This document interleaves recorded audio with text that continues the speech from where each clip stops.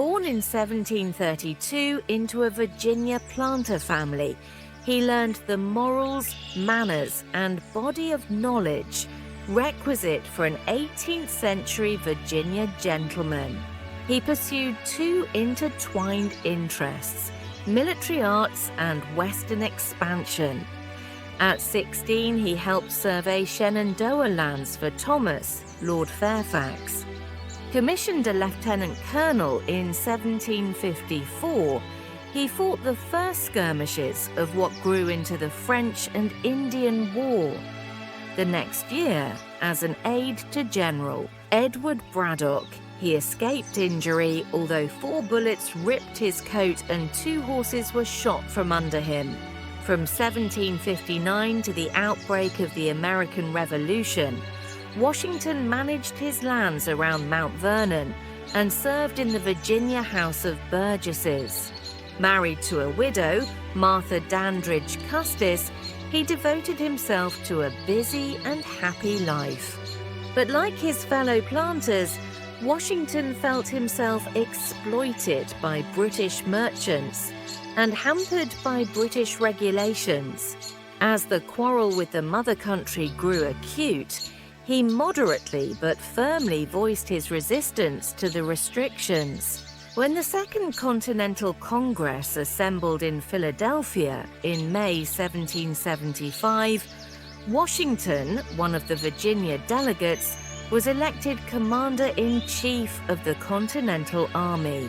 On July 3, 1775, at Cambridge, Massachusetts, he took command of his ill-trained troops and embarked upon a war that was to last 6 grueling years.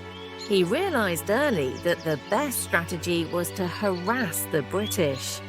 He reported to Congress, "We should on all occasions avoid a general action or put anything to the risque unless compelled by a necessity into which we ought never to be drawn." Ensuing battles saw him fall back slowly, then strike unexpectedly. Finally, in 1781, with the aid of French allies, he forced the surrender of Cornwallis at Yorktown. Washington longed to retire to his fields at Mount Vernon, but he soon realized that the nation under its Articles of Confederation was not functioning well. So he became a prime mover in the steps leading to the Constitutional Convention at Philadelphia in 1787. When the new Constitution was ratified, the Electoral College unanimously elected Washington president. He did not infringe upon the policy-making powers that he felt the Constitution gave Congress. But the determination of foreign policy became preponderantly a presidential concern. When the French Revolution led to a major war between France and England, Washington refused to accept entirely the recommendations of either his Secretary of State, Thomas Jefferson, who was pro-French, or his Secretary of the Treasury, Alexander Hamilton, who was pro-British. Rather, he insisted upon a neutral course until the United States could grow stronger. To his disappointment, 2 parties were developing by the end of his first term. Wearied of politics, feeling old, he retired at the end of his second.